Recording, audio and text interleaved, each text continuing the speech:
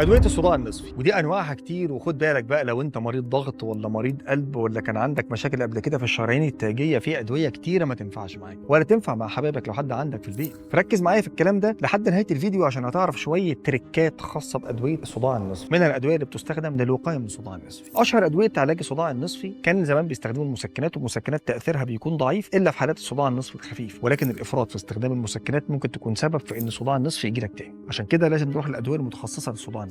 من أقدم الأدوية كان دواء شهير جدا ورخيص جدا، وده كان تأثيره عالي جدا، ولكن كان بيسبب عندنا ارتفاع شديد لضغط الدم بالذات لمرضى الضغط، وكمان بيفضل عندي في الدم لفترة طويلة، وده معروف بسعره القليل وإن اسمه على نفس اسم المايجرين. نيجي للعيلة الثانية، دي عيلة فعالة جدا لعلاج المايجرين، ولكن مع مراعاة إن العيلة دي دلوقتي بقى في منها إقراص تحت اللسان، وفي منها لزقات بتتحط على اللسان، وفي منها إقراص سريعة الذوبان، وفي منها حاجات كتير قوي عشان تعالج الصداع النصفي، ولكن ما تنفعش مطلقا مع أي حد عنده مشاكل في كهربة القلب أو اضطراب في ضربات القلب، أو كان عنده قبل كده مشاكل في الشرايين التاجية، ذبحة صدرية، سكتة قلبية، عمل قلب مفتوح. أي حد من دول ممنوع نهائيا إن يستخدم العيلة دي من العلاج، ولازم تعرف الدكتور بتاعك أو تعرف إن الحالة اللي معاك كان عندها مشاكل قبل كده في القلب. نيجي بعد كده لعيلة جديدة موجودة معانا دلوقتي في السوق، ودي هنا بقى مختلفة تماما. هي أغلى بكتير ولكن بتقدم فوائد أكبر بكتير. العيلة ديت بتقدر تعالج وتمنع إن يحصل عندي المايجرين، ودي كمان ميزتها إن تأثيرها بيستمر عندي فترة توصل 24 ساعة أو أكتر، وما احتاجش أخدها في الشهر. لو أنا بيجي لي الأتاك أكتر من 3 مرات في الأسبوع، فالجرعة عندي تكفيني، أصلا القرصين يكفوني تقريبا أسبوع ل5 أيام. خد بالك دي اللي قراص منها، وقلنا دي العيلة الجديدة. في من نفس العيلة ديت حقن كانت موجودة قبل كده، والحقن دي بتستخدم كل 45 يوم، ودي بتكون للوقاية من المايجرين إنما ما بتعالجش الأعراض.